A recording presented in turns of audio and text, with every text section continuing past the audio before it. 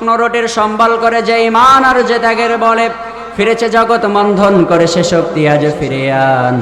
আল্লাহু আকবার রবে কোন কাপুক বিশ্ব দুর্বিমান, বাজিছে দামামা বাধরে আমামা সেই রুচু করি মুসলমান, দাওয়াত এসেছে নয়া জামানার ভাঙা কেল্লায় উড়ে নিশান। আল্লাহু আকবার পড়েন। আমরা চাই সমাজ কোরআনের আলোয় বিনির্মিত হোক, ঠিক কিনা? আমরা চাই কোরআন দিয়ে সংসদ চলুক, কোরআন দিয়ে রাষ্ট্র চলুক, কোরআন দিয়ে সমাজ চলুক। তবে এই সমাজে শান্তি আসবে, তবে এই সমাজের শৃঙ্খলায় পরিপূর্ণ হবে। আর কোরআন বিরোধীরা যতই তাদের বাপ দাদার আইন দিয়ে রাষ্ট্র চালাক না কেন, কখনো এই সমাজে বিশৃঙ্খলা তারা দূর করতে পারবে না, অশান্তি দূর করতে পারবে না।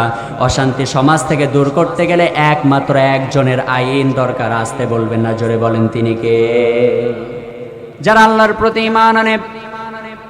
ইন্নাল্লাযীনা আমানু ওয়া আমিলুস সালিহাত, আল্লাহ বলছে যারা আমি রবের প্রতি ঈমান এনেছে, আমি রবের প্রতি যারা বিশ্বাস স্থাপন করেছে, ওয়া আমিলুস সালিহাতি, এবং আমি রবের প্রতি ঈমান আনার পাশাপাশি যারা সৎ আমল করেছে, যারা নেক কাজ করেছে, কানাত লাহুম জান্নাতুল ফিরদাউসি নুজুলা, আমি রব্বুল আলামিন তাদের জন্য জান্নাতুল ফিরদাউসটা নিযুক্ত করে রেখেছি। পড়েন সুবহানাল্লাহ। আমার প্রিয় ভাইরা, এই আয়াতে কারিমার ভিতরে আল্লাহ রাব্বুল আলামিন বর্ণনা করলেন জান্নাতুল ফিরদাউস যদি আপনি আমি পেতে চাই, জান্নাতুল ফিরদাউসে যদি আপনি আমি যেতে চাই, তাহলে আল্লাহ রাব্বুল আলামিন আয়াতের ভিতরে শর্ত দিলেন দুইটা। জোরে বলেন কয়টা? দুইটা শর্ত আল্লাহ তাআলা দিলেন। এক নম্বর শর্ত হলো ইন্নাল্লাযীনা আমানু, আল্লাহ বলছে নিশ্চয়ই যারা ঈমান এনেছে, ওয়া আমিলুস সালিহাত, এবং যারা সৎ কাজ করেছে, যারা নেক কাজ করেছে, কানাত লাহুম জান্নাতুল ফিরদাউসি নুজুলা, তারাই জান্নাতুল ফিরদাউসের অধিবাসী হবে। অতএব ঈমান আনা এবং সৎ আমল ছাড়া, সৎ কাজ ছাড়া জান্নাতে যাওয়া সম্ভব না। কথা ঠিক কিনা? আল্লাহ রাব্বুল আলামিন জান্নাতুল ফিরদাউসে যাওয়ার পূর্ব শর্ত হিসেবে দুইটা শর্ত আল্লাহ দিলেন। এক নম্বর শর্ত ঈমান আনতে হবে, এক নম্বর শর্ত হলো ঈমান আনতে হবে। দুই নম্বর শর্ত হলো সৎ কাজ করতে হবে। কি কাজ? কি কাজ ভাই? সৎ কাজ করতে হবে, আমলে সালিহা করতে হবে। আমার প্রিয় ভাইরা গভীরভাবে লক্ষ্য করেন, এই সৎ কাজের ব্যাখ্যা দিতে গিয়ে, এই সৎ কাজ যদি আপনার আমার জীবনে থাকে, আপনার আমার আমলনামায় যদি সৎ কাজ থাকে, তাহলে আল্লাহ রাব্বুল আলামিন আখিরাতে আপনার আমার জন্য জান্নাতুল ফিরদাউসটা নিযুক্ত করেছেন। জান্নাতুল ফিরদাউস উপহার দিবেন। আর দুনিয়ার জমিনে আল্লাহ তাআলা আপনাকে আমাকে পুরস্কৃত করবেন, আপনাকে আমাকে সম্মান প্রদান করবেন। সেটা কেমনভাবে? বিশ্বনবী সাল্লাল্লাহু আলাইহি সাল্লাম একটা হাদিস বর্ণনা করেছে। হাদিসটি হলো সহিহ বুখারী শরীফের 2333 নম্বর হাদিস। বিশ্বনবী সাল্লাল্লাহু আলাইহি সাল্লাম সাহাবীদের সামনে তিনজন বন্ধুর একটা ঘটনা, তিনজন বন্ধুর একটা উপমা উপস্থাপন করলেন। বিশ্বনবী বলছে, আমার সাহাবীরা তোমরা শোনো, পূর্বের জামানায় তিনজন বন্ধু ছিল। আসতে বলবেন না, জোরে বলেন বন্ধু কয়জন? কয়জন? তিনজন বন্ধু ছিল। এই তিনজন বন্ধু একদিন রাস্তা দিয়ে চলার পথে, রাস্তা দিয়ে যখন বাহির হলো, হঠাৎ করে রাস্তার ভিতরে ঝড় উঠে গেল, বৃষ্টি শুরু হয়ে গেল।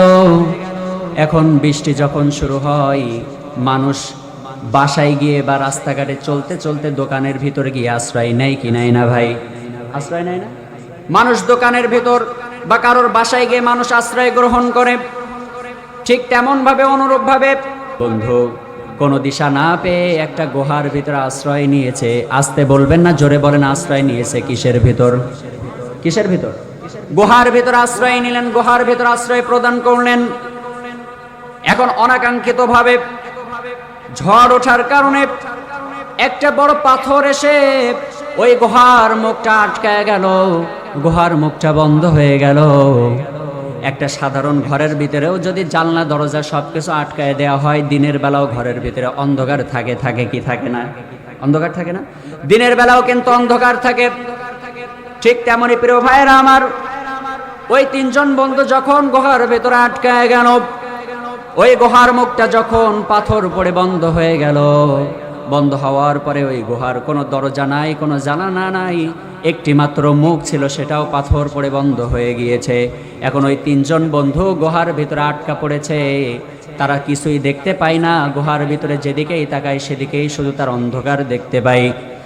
এখন কি করবে তারা অনেক চেষ্টা করলো পাথরটাকে সরানোর জন্য, গুহার মুখ থেকে পাথরটাকে সরানোর জন্য অনেক ঠেলাঠেলি তারা করলো, কিন্তু কোনোভাবে তারা পাথরটাকে সরাইতে সক্ষম হলো না। এখন এক এক বন্ধু এক একভাবে পরামর্শ করতেছে কেমন ভাবে কি কাজ করলে আমরা এই পাথরটাকে সরাইতে পারবো। তিনজন বন্ধু মিলে একটা পরামর্শ করতেছে। এখন পরামর্শ করে যে কাজটা করা হয় সেই কাজটা সুন্দর হয় কি হয় না? সুন্দর হয় না? নাকি নিজে মাতব্বারি করে যেটা করা হয় সেটা সুন্দর হয়? সেটা সুন্দর হয়। আপনি পরিবারের একটা কাজ করবেন, পরিবারের যত সদস্য আছে সবাইকে ডেকে একটা কাজ করেন, দেখেন কাজটা সুন্দর হবে। এমনকি আল্লাহ তাআলা যখন মানুষ সৃষ্টি করেছিল, মানুষ সৃষ্টি করার পূর্বে সমস্ত ফেরেশতাদেরকে আল্লাহ তাআলা ডেকেছে না ভাই? ডেকে সমস্ত ফেরেশতাদের সাথে পরামর্শ করতেছে যে আমি পৃথিবীতে মানুষ পাঠাবো। সুবহানাল্লাহ পড়েন। এমনকি আল্লাহ তাআলা এই পরামর্শটাকে এত পছন্দ করলেন, পরামর্শের গুরুত্ব আল্লাহ রাব্বুল আলামিন এত বাড়ায়া দিলেন। আল্লাহ তাআলা এই কোরআনুল কারীমের ভিতরে সূরা শূরা নামে একটা সূরা দিয়েছে, যে সূরার অর্থ হলো পরামর্শ। পড়েন সুবহানাল্লাহ। এই কোরআনের ভিতরে কোনো পাইকারি খুচরা কোনো জিনিস আছে? যে কয়টা জিনিস আছে সব দামি না? দামি কিনা? তা এর ভিতরে আল্লাহ তাআলা একটা সূরা দিয়েছে, সেই সূরার নাম হচ্ছে সূরা আশ-শুরা। সূরার নাম কি? সূরা আশ-শুরা, অর্থাৎ হচ্ছে পরামর্শ। সুবহানাল্লাহ পড়েন। প্রিয় ভাইরা আমার, লক্ষ্য করেন, এই জন্য কোনো কাজ করার আগে পরামর্শ করে নেবেন, কাজটা সুন্দর হবে। বিশ্বনবী সাল্লাল্লাহু আলাইহি সাল্লাম বলছে, এখন ওই তিনজন বন্ধু পরামর্শ করতেছে কেমন ভাবে কাজ করলে, কিভাবে কাজ করলে এই পাথরটা সরানো যায়। তারা অনেক পরিকল্পনা করে ব্যর্থ। এখন সর্বশেষ মানুষ যখন ব্যর্থ হয়, পৃথিবীর কারোর কাছে গিয়ে সাহায্য পায় না, একজনের কাছে সাহায্য পায়। আসতে বলবেন না, জোরে বলেন তিনি কে? কার কাছে সাহায্য পায়? আল্লাহর কাছে সাহায্য পাই। তিনজন বন্ধু বলতেছে অনেক চেষ্টা আমরা করলাম কিন্তু ব্যর্থ। এখন কি করা যায়? আমাদের একটি মাত্র রাস্তা খোলা আছে, একটি মাত্র পথ আমাদের খোলা আছে। আল্লাহর কাছে সাহায্য করা ছাড়া, আল্লাহর কাছে সাহায্য চাওয়া ছাড়া আর কোনো রাস্তা আমাদের খোলা নাই। পৃথিবীর সমস্ত বিপদ একজন কাটায়া দিতে পারে, তিনি হলেন আমাদের রব। এই জন্য বিপদে পড়লে আল্লাহর উপর ভরসা করার দরকার আছে না নাই? পৃথিবীর কারোর কাছ থেকে আপনি সাহায্য পাচ্ছেন না, পেরেশানিত হয়েন না। পৃথিবীর কারোর কাছ থেকে আপনি সাহায্য পাচ্ছেন না, টেনশনগ্রস্ত হয়েন না, হতাশাগ্রস্ত হয়েন না।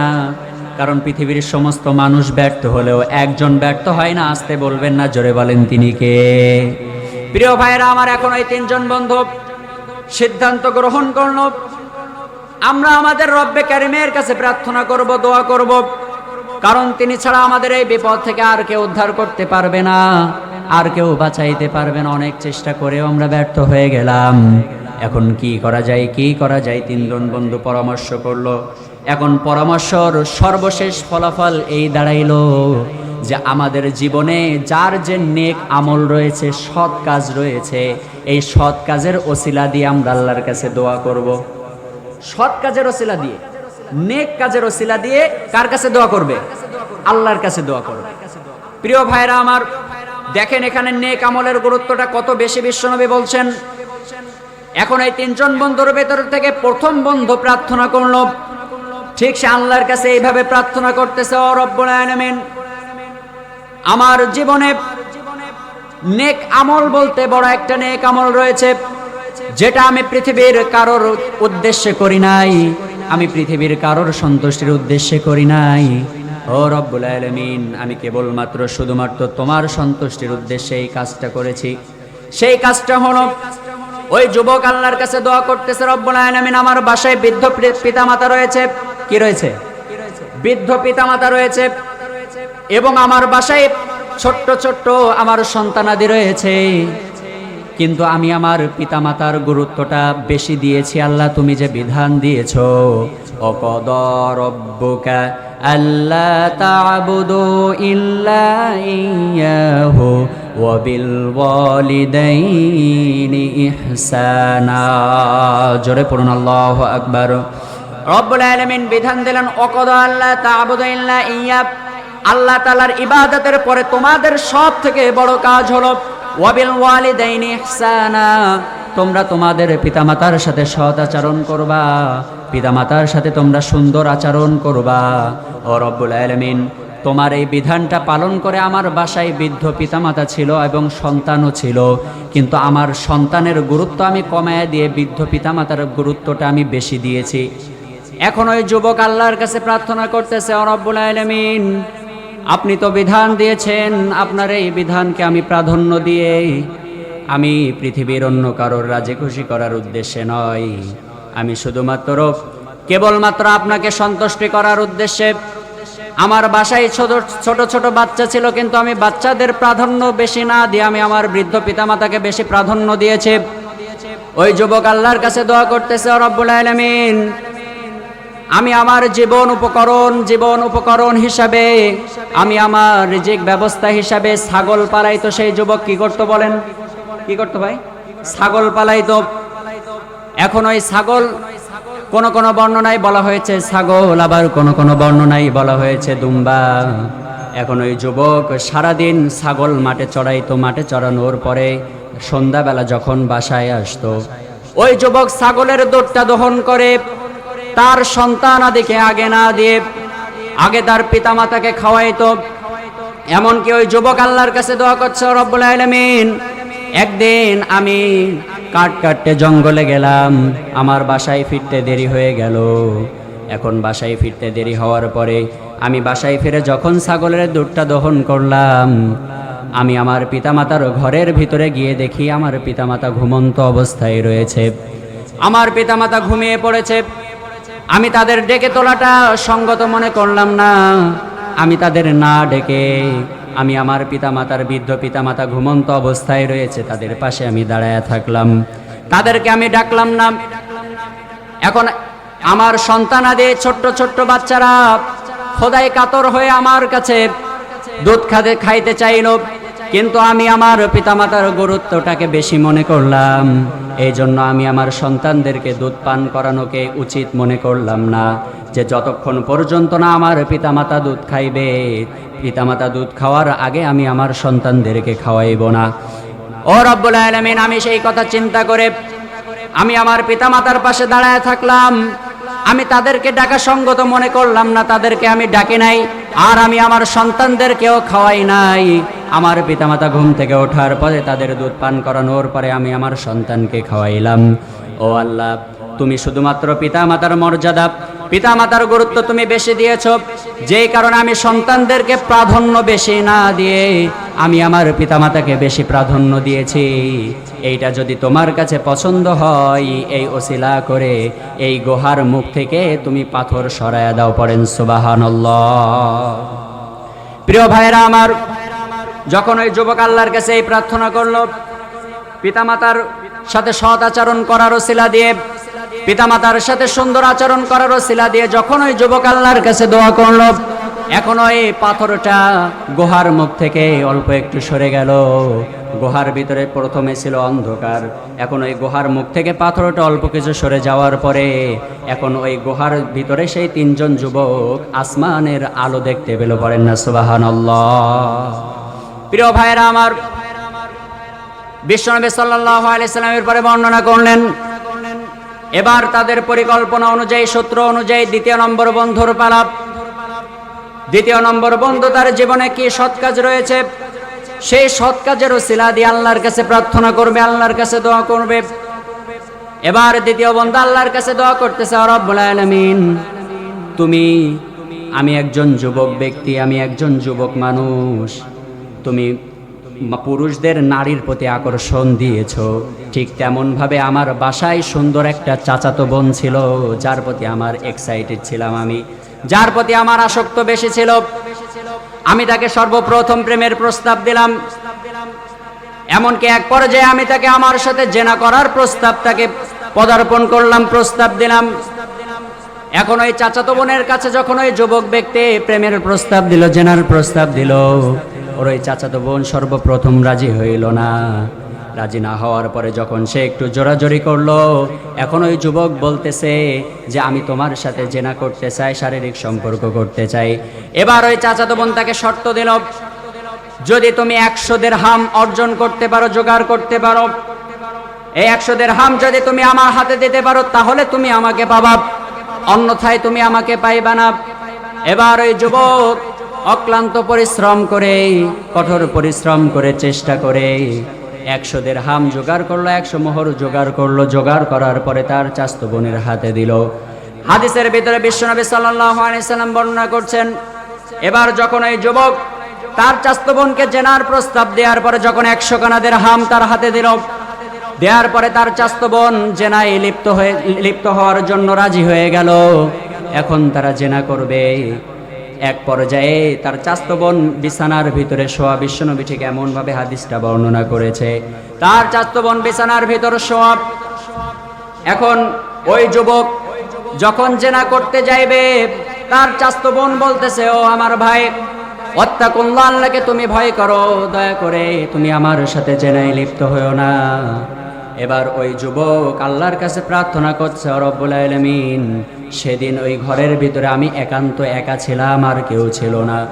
আমি চাইলেই তার সাথে জেনায় লিপ্ত হইতে পারতাম, কিন্তু আমি শুধুমাত্র কেবলমাত্র তোমার নাম শুনে, যখন আমার বোন আমাকে বলল ওয়াত্তাকুল্লাহ, আল্লাহকে ভয় করো, আমি কেবলমাত্র তোমার নাম শুনে আমি জেনায় লিপ্ত হই নাই।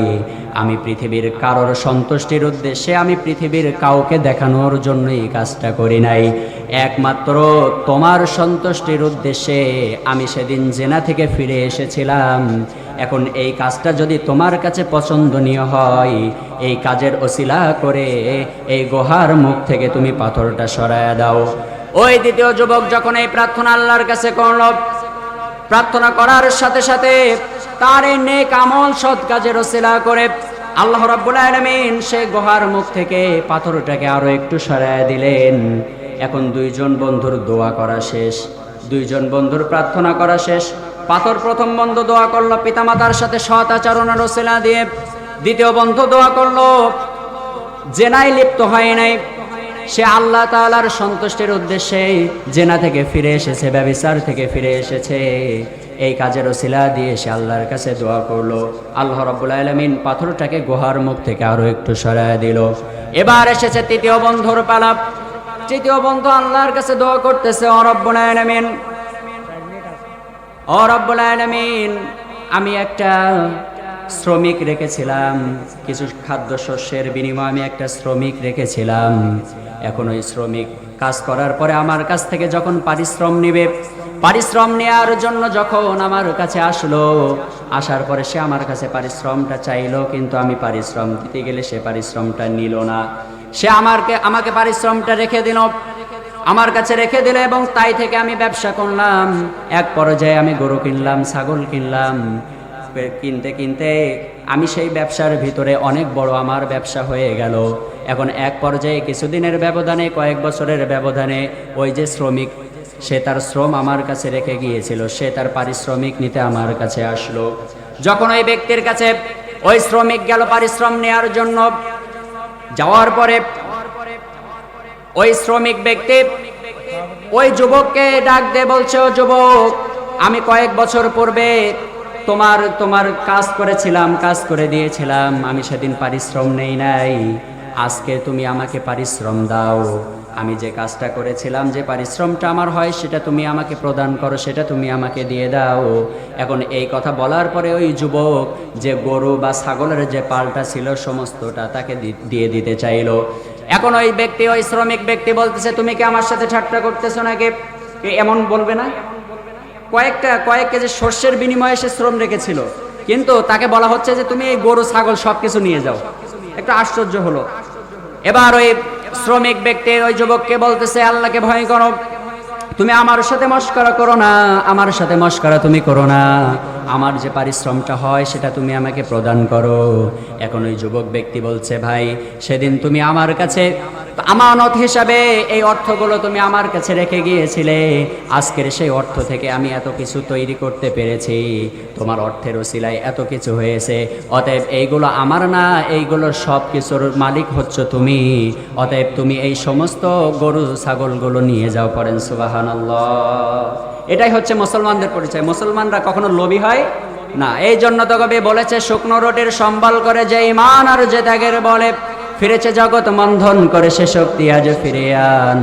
আল্লাহু আকবার রবে কোন কাপুক বিশ্ব দুর্বিমান, বাজিছে দামামা বাধরে আমামা, সেই রুচু করি মুসলমান, দাওয়াত এসেছে নয়া জামানার, ভাঙা কেল্লায় উড়ে নিশান। আল্লাহু আকবার পড়েন। আমরা চাই সমাজ কোরআনের আলোয় বিনির্মিত হোক, ঠিক কিনা? আমরা চাই কোরআন দিয়ে সংসদ চলুক, কোরআন দিয়ে রাষ্ট্র চলুক, কোরআন দিয়ে সমাজ চলুক। তবে সমাজে শান্তি আসবে, তবে সমাজের শৃঙ্খলায় পরিপূর্ণ হবে। আর কোরআন বিরোধীরা যতই তাদের বাপ দাদার আইন দিয়ে রাষ্ট্র চালাক না কেন, কখনো এই সমাজে বিশৃঙ্খলা তারা দূর করতে পারবে না, অশান্তি দূর করতে পারবে না। অশান্তি সমাজ থেকে দূর করতে গেলে একমাত্র একজনের আইন দরকার। আসতে বলবেন না, জোরে বলেন তিনি কে? এখন এই তৃতীয় ব্যক্তি যখন এই প্রার্থনা করলো, প্রার্থনা করার পরে আল্লাহ রাব্বুল আলামিন তার এই সৎ কাজের ওসিলা করে ওই পাথরটাকে সরায়া দিলেন। ওই ব্যক্তি কিন্তু সমস্ত অর্থ সম্পদ নিয়ে চলে গিয়েছে। এখন এই যুবক ব্যক্তি আল্লাহর কাছে দোয়া করতেছে, সেদিন আমি কেবলমাত্র তোমার সন্তুষ্টির উদ্দেশ্যে ইনসাফটা আমি প্রতিষ্ঠিত করেছি, আমি কেবলমাত্র ন্যায় বিচার করেছি তোমার সন্তুষ্টির উদ্দেশ্যে। এই কাজটা যদি তোমার কাছে পছন্দ হয় তাহলে এই ওসিলায় তুমি পাথরটা সরায়া দাও। ওই যুবক যখন এই দোয়া করলো, আল্লাহ রাব্বুল আলামিন সাথে সাথে গুহার মুখ থেকে পাথরটা সরায় দিলে। পড়েন সুবহানাল্লাহ। এই হলো আমাদের সৎ কাজের গুরুত্ব। আমি তো ব্যাখ্যা ওইভাবে